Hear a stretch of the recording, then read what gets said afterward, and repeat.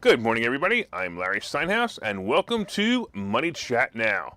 Money Chat Now is a politically charged stock market pre-show, giving you the politics behind the biggest moves in the stock market, and it's presented with comedic common sense by an expert in financial literacy, and hey, that's me. Hey, today is Wednesday, January 5th, and I want to welcome you to the show.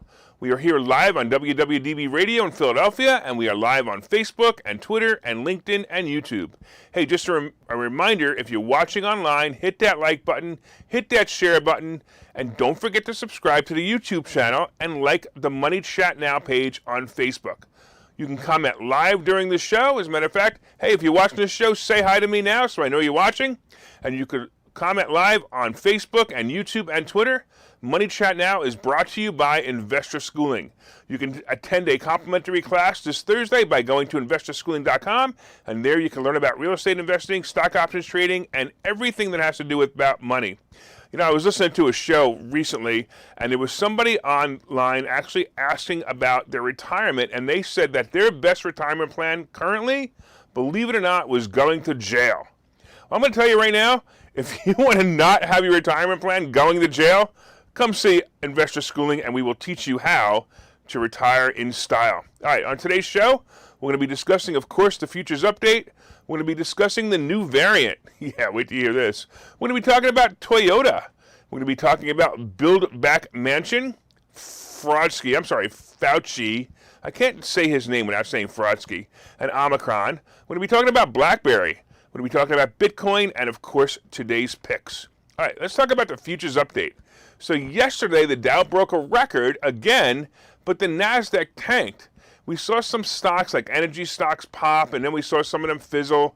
Look, I'm going to get into more of this at the end of the show, but right now, the futures, the Dow is up 7, the S&P is up 2.75, and the NASDAQ is once again down 56. The Fed is also expected to release their notes on December's meeting, and the ADP is expected to release their payroll data today. Hey, I want to say hello to Joe online. I want to say hello to Tom, and of course, Linda. Hey, pretty awesome. All right, let's talk about the new variant. The new variant is here. The new variant is here. Ooh, I'm so excited. So what did I tell you guys? I told you that every time Moderna stock starts to go down below 250, there would be some news on the scamdemic, and here it is. Just when I thought it was the news about the 1 million case benchmark, it turns out it was other news. But this time, the news is a bit slower to hit the lamestream media. So this news about the new variant, by the way, it's called, are you ready for this? It's called the Ihu Variant. Yep, they named it Ihu, which of course stands for I Hate You Variant. Okay, maybe it doesn't stand for that, but it's still called the Ihu Variant, and it was discovered in France. My guess is that the French have not seen enough media attention lately, so they needed a story. Well, I have to tell you that I needed to do a little bit of search on this story because I could not find it anywhere. I heard a rumor about it, and I was like, what is the story with this? So I'm noticing that not many are reporting it. It's not on any of the mainstream media, but I did manage to find an article released yesterday that talked about it. This article was in some online paper called The Tribune, and here's the headline. France detects new COVID-19 variant called Ihu, 12 infected. Well, as I read the article, here's what I found in summary. It all started when a French citizen returned from, guess where? Of course, Africa. Where else? It seems like every variant comes from Africa. The new patient, right, the now patient with the new form of the freaking cold was in Cameroon, Africa, and of course he was, guess what? Fully vaccinated, because he couldn't go to Africa if he wasn't fully vaccinated, of course, but they did mention it in the article. By the way, did you notice that all the stories start with, they were fully vaccinated, and they had mild symptoms? At least until a few weeks ago, and then they leave it out because they don't want you to be misled by the truth that the vaccinated are getting infected just as fast as the unvaccinated. Anyway, he had cold symptoms, and his blood work was rushed to a special lab where they discovered this variant had 46 mutations and 36 deletions, resulting in 30 amino acid substitutions and 20 deletions. So let me get this straight. They randomly tested one person who happened to come back from Africa with a special test to compare his results to all the other COVID variants, spend time, spend money, and manpower just in case they might find something different in this person? I gotta tell you, I don't buy it. In fact, I'm beginning to even believe that the mainstream media isn't buying it, and that's why many aren't talking about it. I think they should just come out and say this is all a bunch of baloney. In fact, you ready? I vote that the next name of the next variant be officially called the masturbation variant. At least that name describes the truth about it. All right, let's talk about Toyota. Well, it seems that the number one selling car manufacturer in the United States is no longer General Motors. They have been dethroned by Toyota. GM has been the leader in cars, and they sold the most cars. GM has been the leader in cars, selling the most cars in the United States since 1931. That's 90 years. And now it's Toyota. Toyota sold the most cars. That means a foreign company has beat a domestic product of General Motors. Yikes! GM sold 2.2 million vehicles in the U.S. in 2021, which was down by 12.9% compared to the year earlier. Toyota, by comparison, said it sold 2.3 million vehicles, and that was up by 10% compared to 2020. The difference in sales between the two is 114,034 vehicles.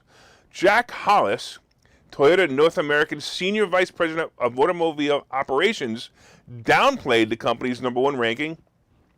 And he said this, he said, yes, we did surpass General Motors in sales, he told reporters during a call on Tuesday, but to be clear, that's not our goal, nor do we see it as sustainable. So how did this happen? Well, we could of course blame the supply chain shortage for the problems for starters. Apparently, Toyota was better equipped to handle the chip, the chip and supply shortages than the competition. And as we all know, and we all know who called that, Retsuko Brendan-san, as they say in Japan. Anyway, the chip and supply chain shortage is becoming less of a problem, and as the world reopens and ignores the scary Omicron variant. And when I look at Ford and GM, I see also two companies who will be well placed for the upcoming electric vehicle surge that will happen even if the BBB, the brain dead Biden bill, gets passed or not. Look, Ford jumped yesterday over 11.5%, and it's into 2023, I think it was. And GM jumped 4.5%, and it looks like car companies are benefiting from the pent-up demand. I have to tell you, I have 2 leases on cars, and they're going to be worth more than the residual value by far, so I think I'm going to have to keep them. There's not much for me to do, right? Hey, I want to say hello to Mick, and I want to say hello to Joe, and I want to say hello to Charles. Charles is cracking up. He's loving the show. All right, let's talk a little bit about Build Back Better and Build Back Manchin. Hey, in the last segment of cars, I mentioned, of course, the BBB plan. The brain-dead Biden bill, known to the Democrats as the Build Back Better plan. By the way, did the marketers for the Democrat Party really think that people would be walking around with hats that have BBB on them? Did they really think that BBB would compete with MAGA? Or that Build Back Better sounds better than Make America Great Again? In fact, if you're like me, you would agree that the best way to build back better is just leave everything alone, let Trump come back, and make America great again. But we can only hope. Anyway, once again, the only Democrat with a brain, Joe Manchin, is standing firm in his decision to vote against the BBB plans. The Democrats are releasing press articles saying that they are working with Manchin in either to change the plan or convince him to vote for it. Well, Manchin has come out and said that there have been no such negotiations or talks. There are no negotiations going on at this time, he said, adding that he feels strongly as today as he did in December about his concerns that the plan could exacerbate high inflation. So there you have it. Until Manchin accepts a bribe or is blackmailed into voting for it, the bill is dead. It's real simple. Hey, Jose, I want to thank you for watching on YouTube. We appreciate it so much. Hey, let's talk about Fauci, Frodsky, whatever you want to call him, Mangala, whatever. Anyway, he's my favorite fraud, there's no doubt. All right, this man who has been wrong so many times that in the beginning he's predicted that it almost seems like he predicted the weather last week in Philadelphia. Remember when we were told we were going to have 2 to 6 inches the other day and it didn't even rain? We should hire him as the weatherman. At least he won't do as much damage. Anyway, this fraud finally has me worried. No. Not because he's continuing to predict doom and gloom, which is not happening and never has been happening. Well, actually, it is actually happening, but the only doom and gloom is coming from him and the other politicians hell-bent on ruining our lives. No, this time, Fauci is scaring me because of all the times he has been wrong. His prediction of the scary Omicron variant peaking at the end of January makes me nervous. I could easily believe this frickin' cold will peak like normal colds do at the end of January, but because Fauci has been wrong on so many other predictions, I'm worried that he might be wrong again and will have the sniffles into February and March. So get your tissues ready. I hate to quote this guy, but listen to this. It certainly peaked pretty quickly in South Africa, Fauci said. It went up almost vertically and turned around quickly. I would imagine, given the size of our country and the diversity of vaccination versus non-vaccination, that it will likely be more than a couple of weeks, probably by the end of January, I would think, Fauci said. Did he imply that there were less people vaccinated in South Africa? Did he also say that it spiked fast and came back really quickly in South Africa? Well, to avoid YouTube and Facebook removing this content, which, by the way, they've removed some of my shows, I will just say this. Less people vaccinated in South Africa. Quick spike in South Africa. More people vaccinated in America. A record 1 million cases plus cases this week. Well, we're going to take a break now as I look for my bulletproof vest to wear for the rest of the show. I'll see you in a couple of minutes. Okay, so you've thought about investing in real estate, houses, apartment buildings, properties, but don't really know where to start. Well, what if you could very easily learn how to gain strategies to use other people's money to buy and sell houses in the Philadelphia area? If you could learn and network with successful area real estate investors and how to produce monthly income on rental properties without headaches, that place is Investor Schooling. With Investor Schooling, you'll learn from two Philadelphia area rockstar real estate investors, Phil Falcone and Larry Steinhouse, about how to buy and sell properties the easy way and teach you basic and advanced techniques to help you make money in real estate. You can attend Investor Schooling in person or online visual classes 8 times a month. You can and will learn how to make money in real estate. Call for free information and get a complimentary pass to one of these classes. But don't delay, as these complimentary passes are limited. Call the number on your screen now or visit investorschooling.com. investorschooling.com.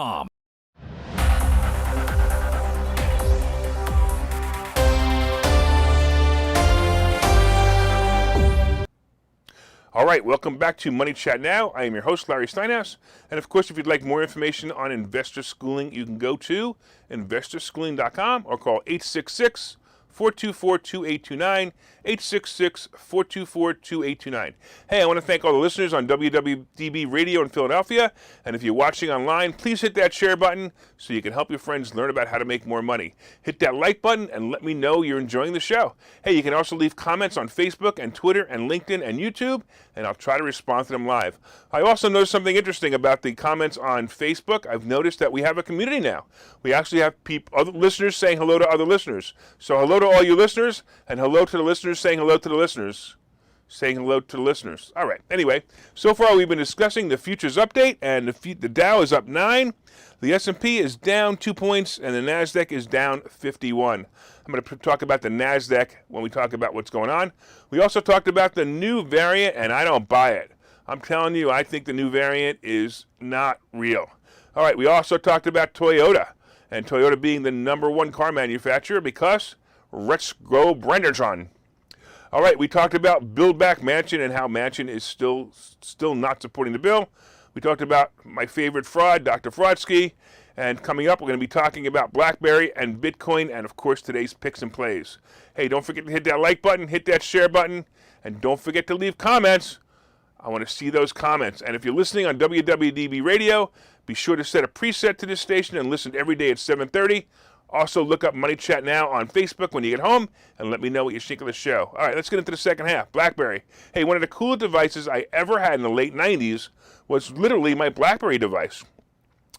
This thing was able to receive and send messages that you typed on a keyboard on the device. I know what you guys are saying. I'm old. I get it. But it was better than a pager, and the primitive cell phone had no such thing as text messaging at the time. It was a rugged-looking device that I carried in a holder on my belt. Look, I thought I was pretty cool because I was one of the few executives. Actually, I wasn't really executive. I was in sales position in a computer consulting company with the title of Vice President. But it made me look cool, and when I took it out, I typed a message to somebody. It was really, really cool. Well, as you know, text messaging on your phone came along, and many people no longer needed the BlackBerry device, right? Then, of course, came smartphones, and the technology far surpassed the BlackBerry technology. The interesting part was many held on to their BlackBerry devices, and most of the newer ones even incorporated a phone into them, and some of these people refused to upgrade to a current smartphone. They just wanted to hold on to the technology. Maybe they thought it was cool. Maybe they didn't want to learn new technology. Who knows? Well, BlackBerry had a deal with Google Android to keep them going, but that all ended yesterday. It was part of BlackBerry's shift from making phones to selling security software to corporations and governments. So basically, BlackBerry has nothing to do with phones anymore, nothing to do with pagers anymore. Now they're doing security software, which I'm going to tell you was probably a really good move for them because they were going to die if they didn't. The company said it could have cut servers sooner, but they basically wanted to give 16-month notice to the users as an expression of thanks for the loyal users. That's kind of neat that they did that. It's kind of neat that they were loyal users. I don't know. It's kind of a little bit of nostalgia, but whatever. The service was actually cut off yesterday, and hopefully most of these people had migrated to other services and maybe even picked up one of them, newfangled smartphones. Hey, by the way, did anybody out there ever have a BlackBerry? Let me know in the comments section on Facebook or YouTube if you ever had a BlackBerry. I just thought they were the coolest things when they came out. Let me know what you think. All right, let's talk about Bitcoin. This is interesting. So it appears Bitcoin has been in a holding pattern, as I've mentioned on several episodes of the show. I've often said that investors use the press to manipulate stocks, EFTs, and other assets, and especially assets like, of course, crypto. We've seen Elon Musk tweet about something that has to do with crypto, and poof, the asset he spoke about zooms up. We've seen it with Shiba. We've seen it with Ethereum. We've seen it with Bitcoin. He makes a tweet, and boom, it goes up. We've also had the negative comments he makes, and sure enough, it comes down, and it comes crashing down, right? Well, Elon isn't saying much about crypto lately, and I'm noticing more and more articles and interviews on the financial channels. So there's a lot more articles on the financial channels about crypto. Yesterday, I actually saw an article entitled, "Founder of Crypto Lending Platform Argues That Bitcoin Could Hit 100,000 by mid-2020. Huh. Do you think that's a manipulative headline? Well, yeah. Well, I dove into the article, and this is what Antony Trenchev said of the crypto. This is basically the cryptocurrency lender named Nexo. He's in charge of it, and he said, "I think Bitcoin is going to reach 100,000 this year, probably by the middle of it." Now, the company has issued more than $6 billion in credit and manages assets for over 2.5 million users globally. So do you think he might have something to gain if it hits 100,000? Of course he does. But think about this. If he's lending on the asset and the asset crashes in value, he is in big trouble. It would be similar to the bank in 2008 holding a property that they lent $300,000 on that's now worth $100,000. That's what he may go through. Of course, Bitcoin has largely been a winner in the pandemic area, rising more than 60% in 2021, despite being far off its record high of around 69,000 earlier that year. In comparison, the S&P 500 rose nearly 27%, and the Dow and NASDAQ gained 17.3% and 21.39%, respectively, for the year. There are others who believe this asset is going to tank, and some say as low as 10,000. All right, I know. You want my prediction, don't you? Well, here it is. Listen carefully. Here comes my prediction for Bitcoin. You guys ready? You guys ready for it? How the hell should I know? You thought about investing in real estate. You went to a commercial. Oh, man. Properties, but don't really know where to start. You got to stop that commercial so I can finish this. What if you could very easily learn how to gain strategies to use other people's money to buy and sell houses?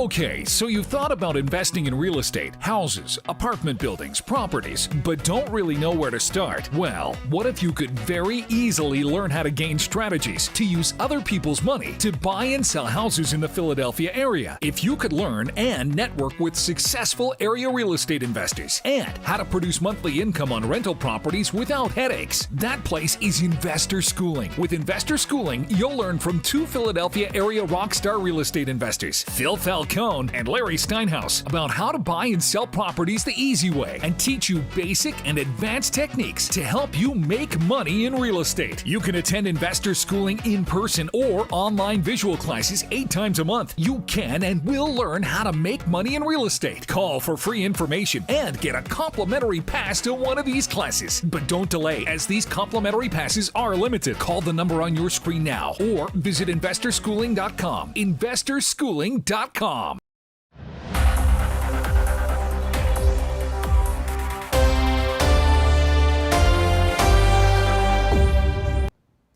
All right, everybody, welcome back to Money Chat Now. I'm your host, Larry Steinhouse, and of course, if you'd like more information on investor schooling, you can go to investorschooling.com or call 866-424-2829, 866-424-2829.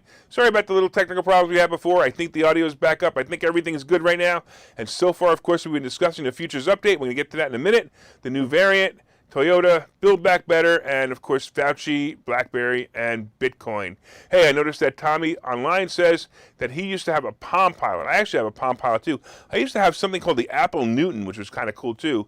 It was probably one of the first smart pads. It wasn't a smartphone, but it was a smart pad. It was kind of neat. So coming up, we're going to be talking about today's picks and plays. But first, of course, hit that like button, hit that share button. Let everybody know what great stock plays are coming up by sharing this information.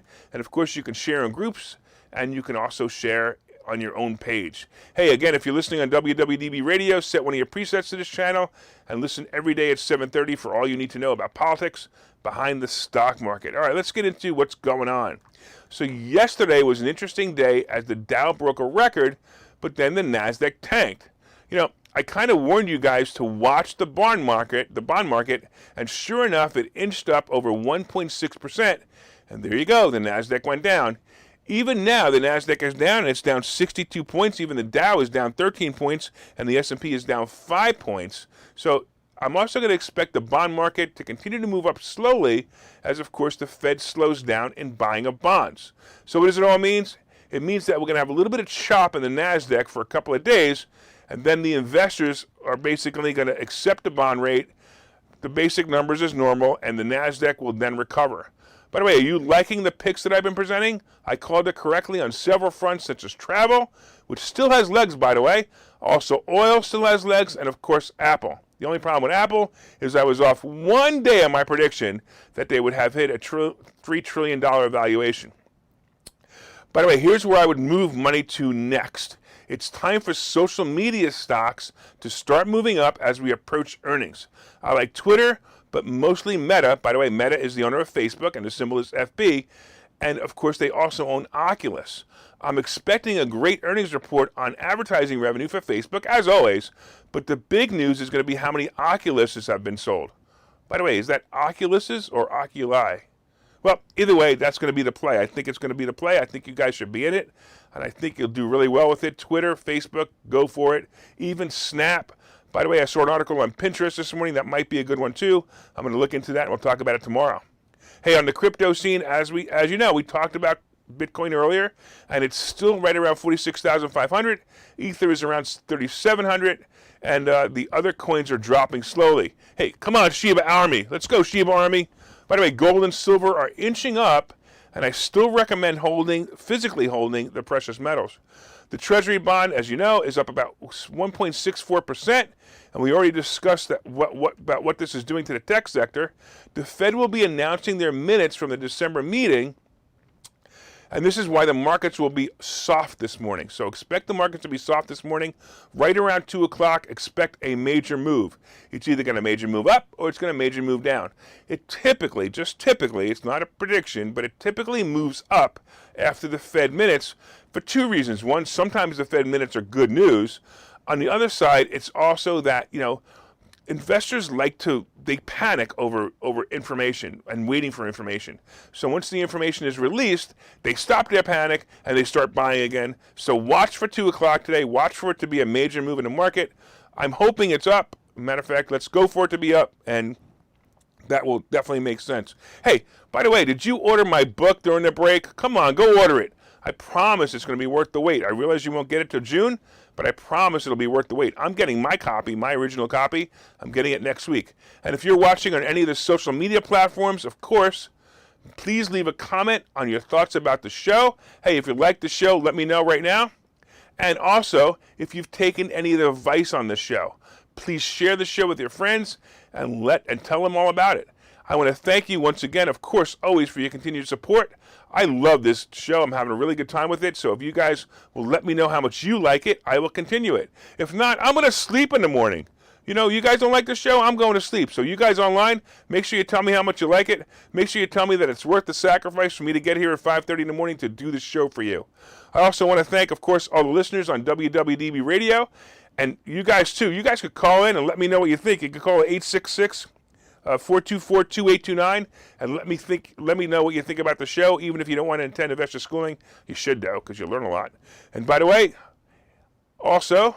if you guys didn't know already, my name is Larry Steinhouse, and of course, I am the host of Money Chat Now, and I'm also the CEO of Investor Schooling. So you guys want to stop by, take a look, learn about investing, learn about how to make more money, and make sure that you don't end up having to have your plan as jail.